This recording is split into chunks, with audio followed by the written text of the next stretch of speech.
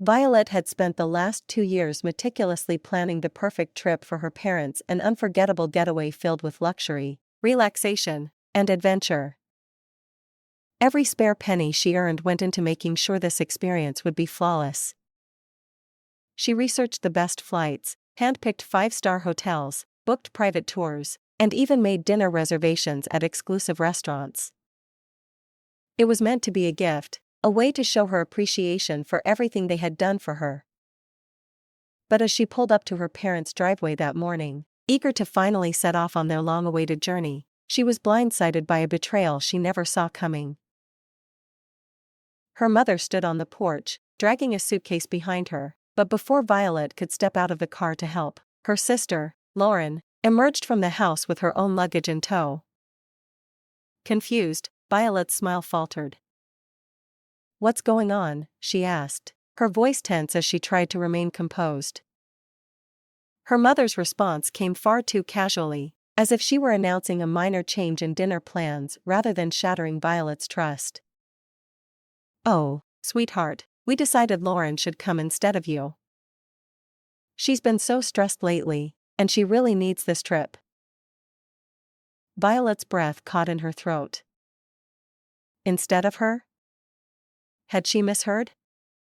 No, the words were clear, slicing through her like a knife. "Mom, I've been planning this for years. I paid for everything."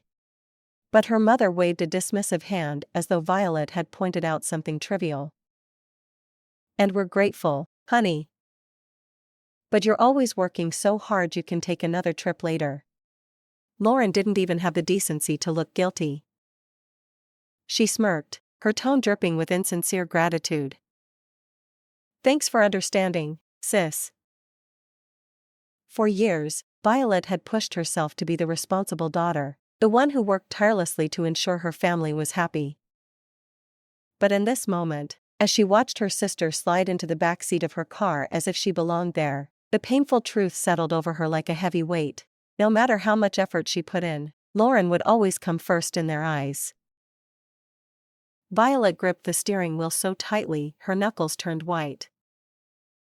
The silence in the car was suffocating, broken only by the sound of Lauren's excited chatter from the back seat. "Oh my gosh, Mom, did you see that TikTok about Paris?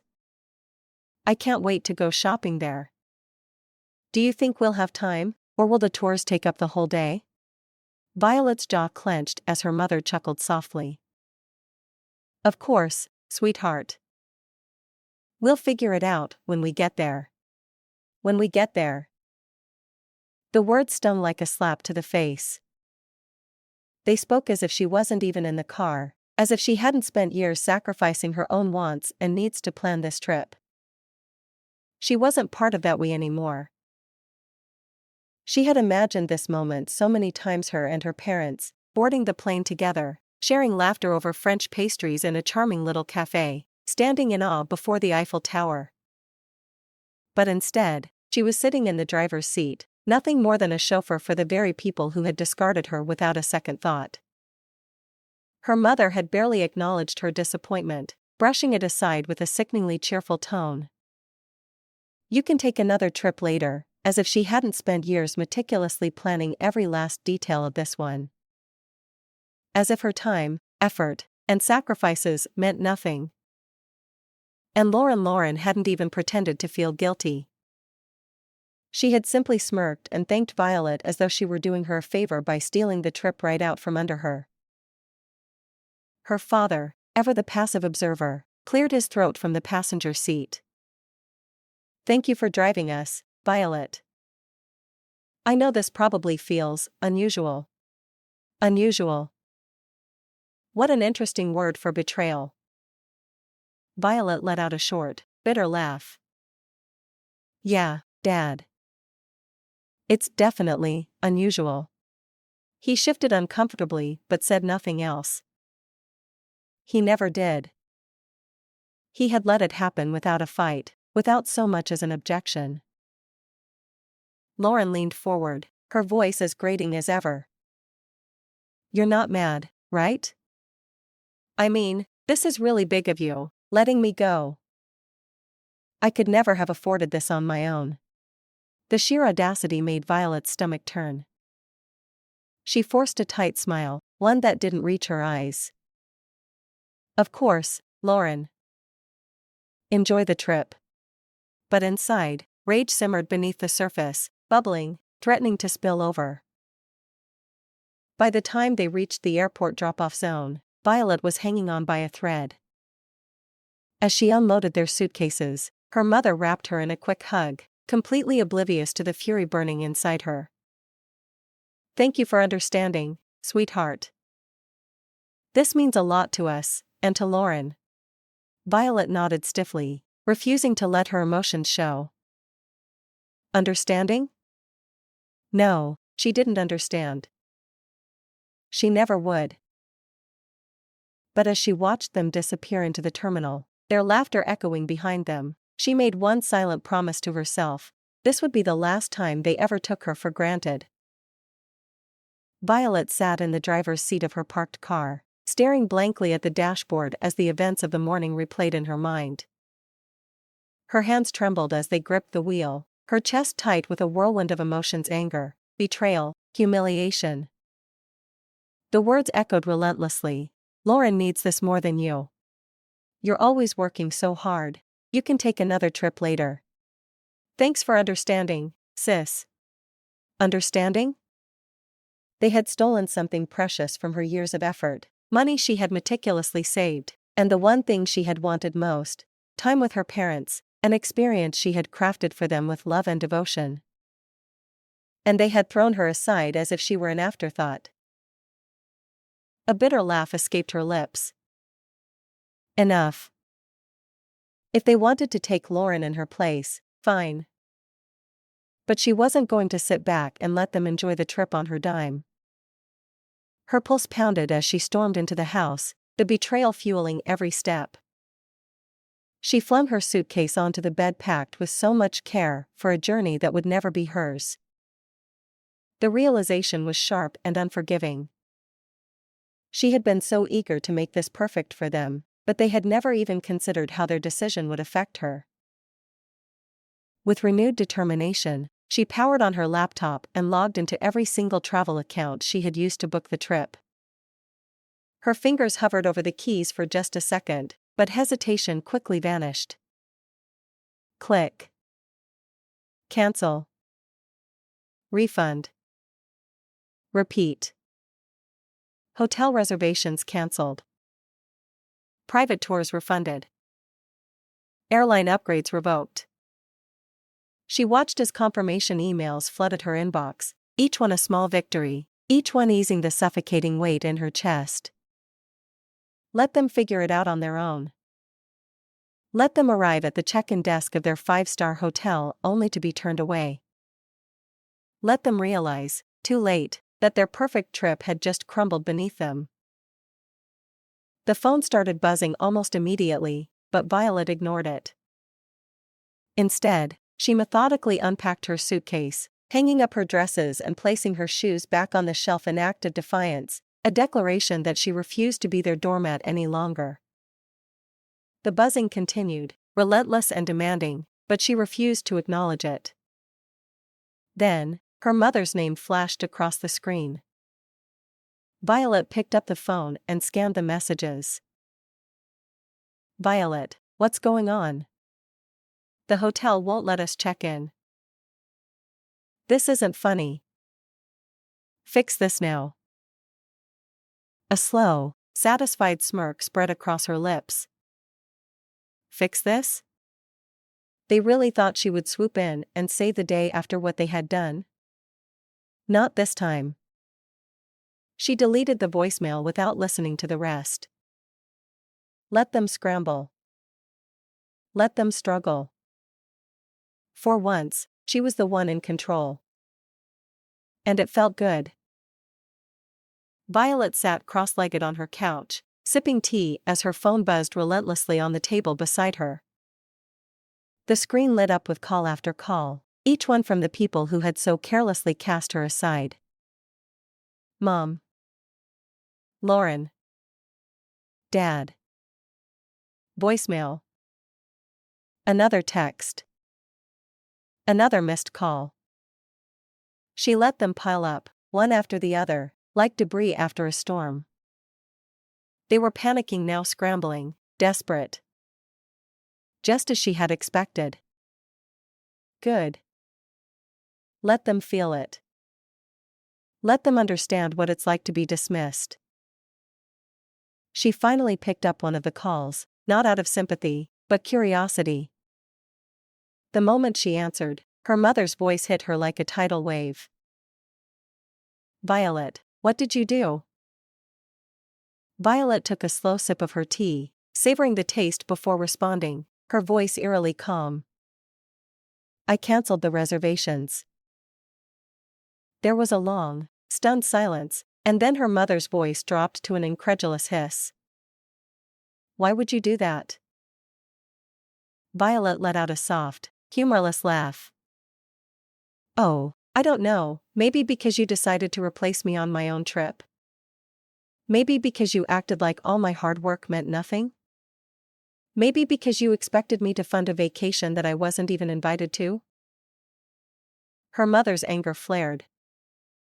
"We thought you'd understand." Something inside Violet snapped. "Understand what, Mom?" she shot back, her voice rising now. "That my feelings don't matter? That no matter how much effort I put in, Lauren will always come first? That I should just smile and accept being cast aside like I'm nothing?" Her mother scoffed. "You're being dramatic, Violet." Violet clenched her jaw, forcing herself to breathe through the fresh wave of fury boiling inside her. "No, Mom. What's dramatic is expecting me to pay for a trip that I wasn't even included in. What's dramatic is Lauren acting like she's entitled to something she didn't work for. What's dramatic is you acting like I should just accept this betrayal without question." In the background, she could hear Lauren groaning. "Mom, just hang up. She's being impossible." That was it. The final straw. Violet's voice turned ice cold. "Enjoy your trip, Lauren." "Oh, wait, you can't, because it wasn't yours to begin with. It was mine. And now it's nobody's." She hung up before her mother could respond and turned off her phone, tossing it onto the couch. The silence that followed was pure bliss. For the first time in her life, she wasn't the one left picking up the pieces. They could figure it out themselves. The rest of the evening passed in a strange, exhilarating calm. There was no guilt, no second-guessing. Just relief.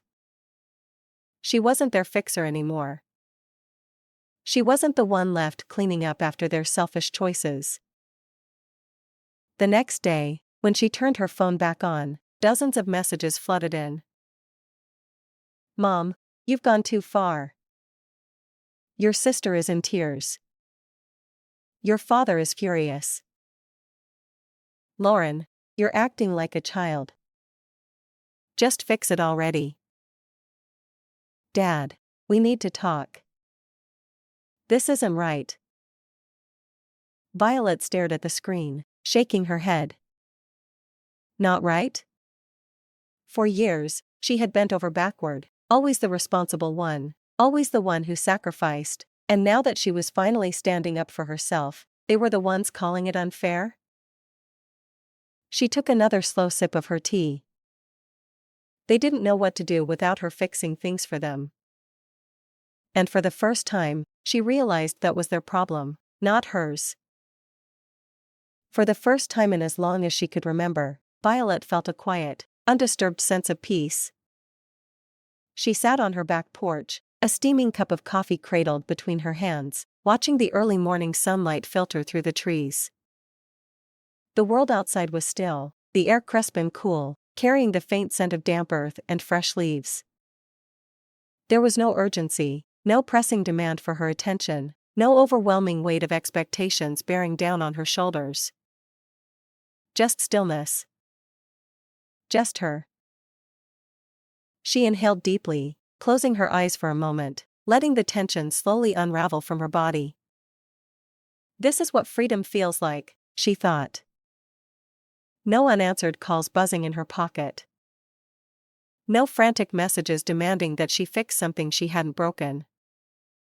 No more biting her tongue to keep the peace, no more shrinking herself to accommodate the needs of others.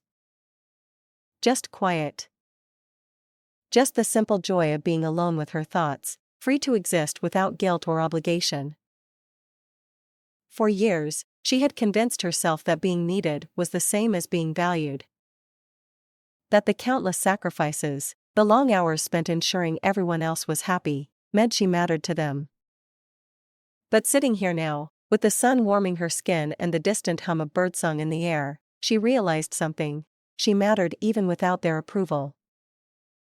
She didn't need their validation to feel whole.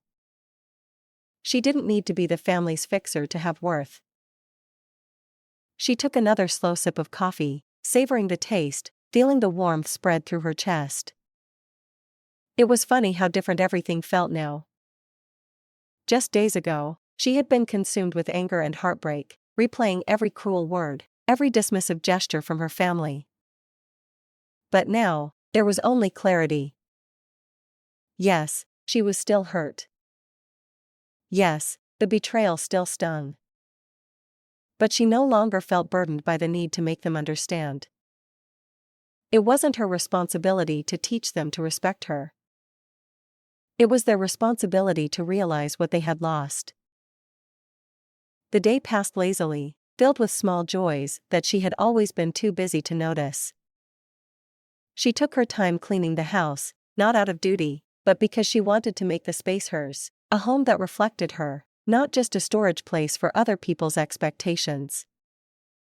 She played music while she cooked, danced a little in the kitchen, laughed at nothing in particular.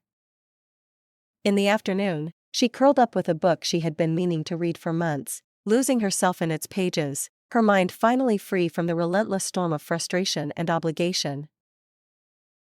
By the time the evening rolled around, she felt lighter than she had in years. No calls. No demands. No guilt. Just the quiet contentment of knowing she had finally stood up for herself. As the sun dipped below the horizon, painting the sky in hues of gold and rose, Violet exhaled a deep, steady breath. This was just the beginning. Violet sat on the porch swing outside her parents' house, sipping her coffee as she watched the taxi pull into the driveway. She felt an odd mix of anticipation and calm, like a storm building on the horizon. The moment her parents and Lauren stepped out, their exhaustion and irritation were palpable.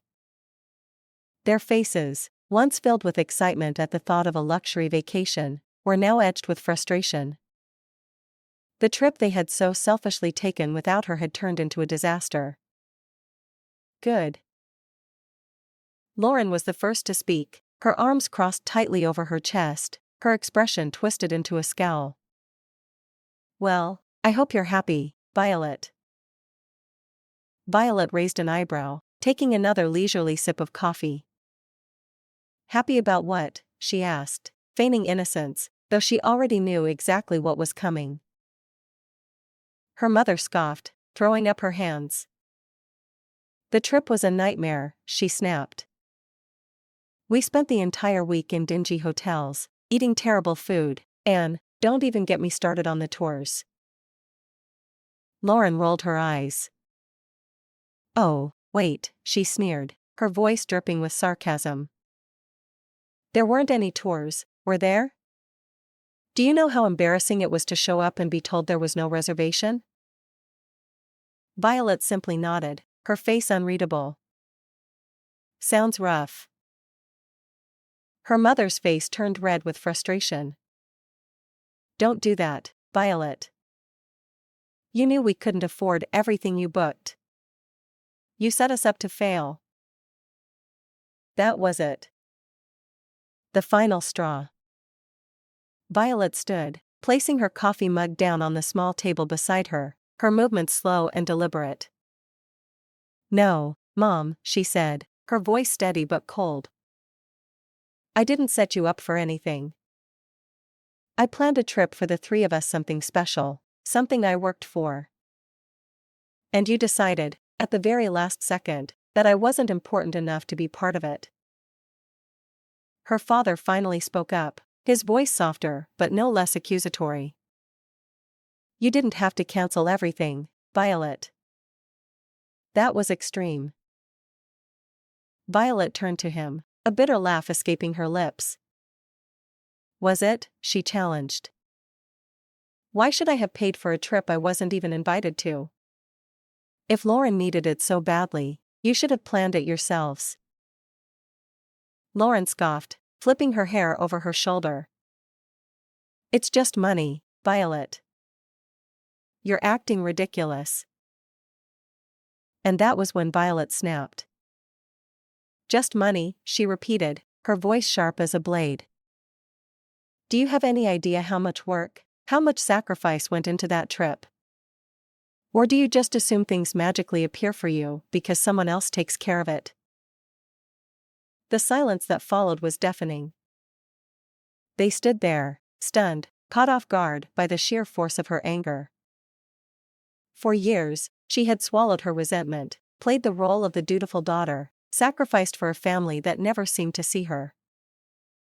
But not anymore. She picked up her bag and turned to leave, her voice final as she spoke over her shoulder. I'm glad you're back safely. But don't expect things to go back to the way they were. I'm done. And as she walked to her car, their voices calling after her, she didn't look back. Violet stepped off the plane and into the bustling energy of Rome, a wave of warmth washing over her as the scent of fresh espresso and baked bread drifted through the air. The hum of conversations in Italian surrounded her, the melodic rhythm of a language she had yet to fully understand but found strangely comforting. She was here. Alone. And it was exhilarating. For the first time in years, she was on a trip that was entirely her own, no one else to accommodate, no itinerary dictated by someone else's whims, no compromises to make. Just her, a city full of possibilities, and the freedom to do exactly what she wanted. She wasn't walking in someone else's shadow, wasn't sacrificing her own joy for the sake of keeping the peace. This time, every decision was hers and hers alone. She rolled her suitcase through the charming cobblestone streets, soaking in the golden light reflecting off the historic buildings. Unlike the suffocating silence she had endured on the drive to the airport with her family, this silence was liberating, not the absence of sound, but the absence of obligation. No one was texting her, expecting her to fix their problems. No one was making her feel like she was never enough. She was free. Checking into her boutique hotel overlooking the Arno River felt like a quiet act of rebellion. She had booked it for herself, with her own hard-earned money, and she had no intention of feeling guilty about it. As she threw open the balcony doors, a gentle breeze brushed against her skin, carrying the distant sound of street musicians playing somewhere nearby. She closed her eyes, inhaling deeply, letting the moment settle into her bones. By the next morning, she was strolling through the cobblestone streets of Florence, indulging in rich gelato, admiring centuries-old art, and allowing herself to exist without guilt. There was no rush, no agenda, just the quiet thrill of discovering the world at her own pace. She sat at a small cafe, sipping espresso and watching people go by, reveling in the simple joy of being present. It hit her then, this was what she had been missing all along.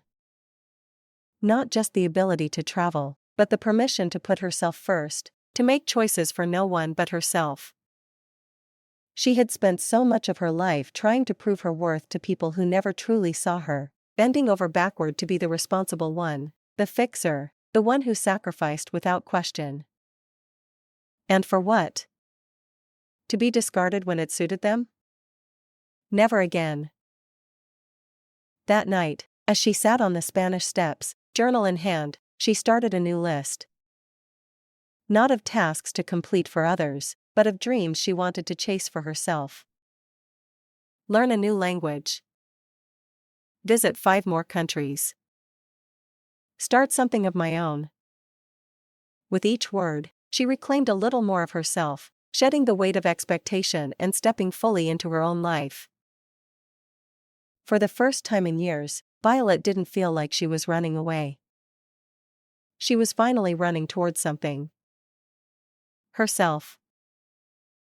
Violet sat on her couch, phone in hand, staring at the message from her mother. Hope you had a nice trip. Maybe we can all talk soon. The words were carefully chosen, neutral, almost hesitant. No demands. No guilt-laced accusations. Just an opening one that her mother had never bothered to give her before. A few months ago, she might have jumped at the chance, eager to smooth things over, to be the bigger person as she always had. But now? She simply set the phone down and took a slow, measured breath. She wasn't ready. And that was okay. Her trip had changed something deep inside her. In the streets of Rome, the vineyards of Tuscany, and the quiet cafes of Florence, she had found something she hadn't even realized she was searching for: herself. The girl who had spent her entire life bending, adjusting, and sacrificing for others was gone.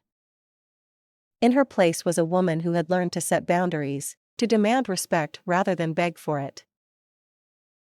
And now, her family wanted to talk. A week later, when she finally answered her mother's call, she could hear the restraint in her mother's voice. "Hi, Violet. How was your trip?" It was softer than she expected, less accusatory than the last time they had spoken. "It was amazing," Violet replied simply, not giving too much away, keeping her emotions steady. A pause. "That's good to hear," her mother said, and for the first time, there was something like uncertainty in her voice. "We've been thinking a lot about what happened. Maybe we handled things poorly." Violet let the words hang between them. It wasn't a full apology, not yet. But it was something. "Poorly?" Violet echoed, her tone steady but pointed. "Mom, you replaced me on a trip I planned and paid for without even asking me." "That's more than poorly, it was cruel." Her mother sighed. "We didn't realize how much it would hurt you." "That's the problem," Violet said. "You never do." Another pause. "We don't want to lose you, Violet.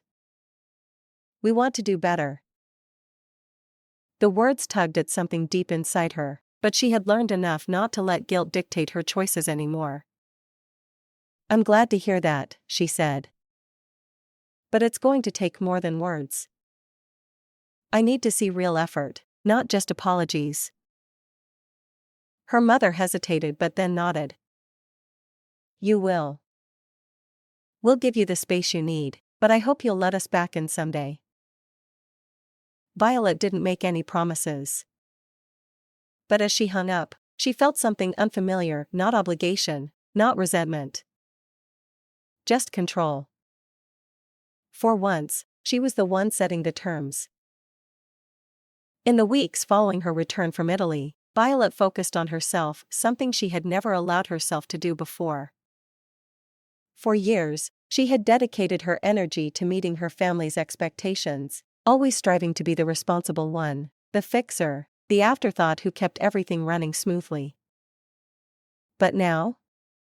Now, she was reclaiming her time, her space, and her happiness. The first step was her home. She had spent years filling it with hand-me-down furniture from her parents, things she had never truly liked but had kept out of obligation. But obligation had no place in her life anymore. One by one, she replaced the old with the new: a cozy reading chair by the window, artwork that spoke to her, plants that she actually cared for instead of forgetting in the chaos of taking care of everyone else. For the first time, her home felt like hers. Then came her weekends. Instead of squeezing in time for phone calls or family visits that left her emotionally drained, she explored. She wandered through local cafes, savored the experience of trying new things without rushing, and reconnected with herself.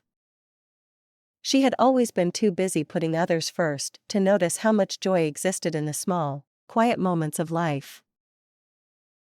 One Saturday, she signed up for a photography class, something she had always been interested in but never had the time for.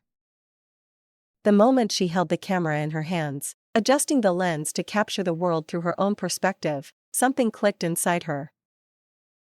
She had spent years trying to see herself through her family's eyes. Now she was learning to see herself through her own. The texts and calls from her family still came, but this time, she answered when she wanted to. Some days, she let them go to voicemail without guilt. Other days, she responded with short but polite replies. She was no longer their emotional crutch. If they wanted to fix things, they would have to put in the effort. Her mother's last message had been different than before. Thinking of you. Hope you're doing well. It lacked the usual demands, the guilt trips. Maybe they were learning, or maybe they weren't. But that wasn't her burden to carry anymore.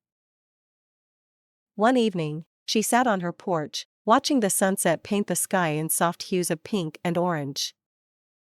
For the first time in years, she wasn't waiting for approval. She wasn't chasing after love that came with conditions. She was enough, just as she was. She pulled out her journal, flipping to a fresh page. At the top, she wrote, "What do I want next?" And for the first time, the answer was completely up to her.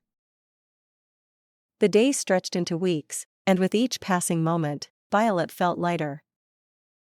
It wasn't just the absence of obligation or the weight of constantly trying to prove her worth, it was something deeper, something more profound.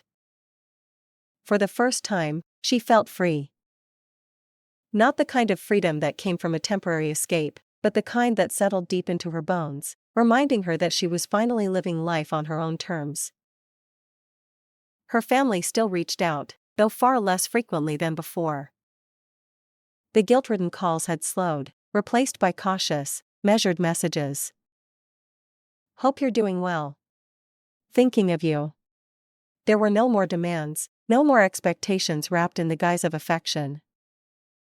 Maybe they had started to realize that she wasn't going to fold this time. Or maybe they still hoped she would. Either way, it didn't matter. She wasn't living for them anymore. She had spent so long trying to be what they needed: the reliable daughter, the fixer, the one who sacrificed quietly while Lauren always came first. But here, in the quiet of her own life, she had started to become who she needed.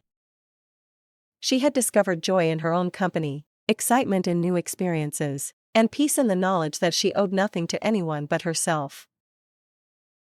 One afternoon, as she sat by the window, flipping through the photographs she had taken in Italy, she felt something unexpected: pride. The pictures weren't just snapshots of beautiful places, they were proof of her journey, evidence that she had stepped out of the role she had been assigned and into the life she had chosen. She had taken herself across the world, given herself the adventure she had planned for others, and found happiness in doing so. Her mother's latest message lingered unread on her phone: "Maybe we can all talk soon." Violet glanced at it, but for the first time, she didn't feel an immediate obligation to respond.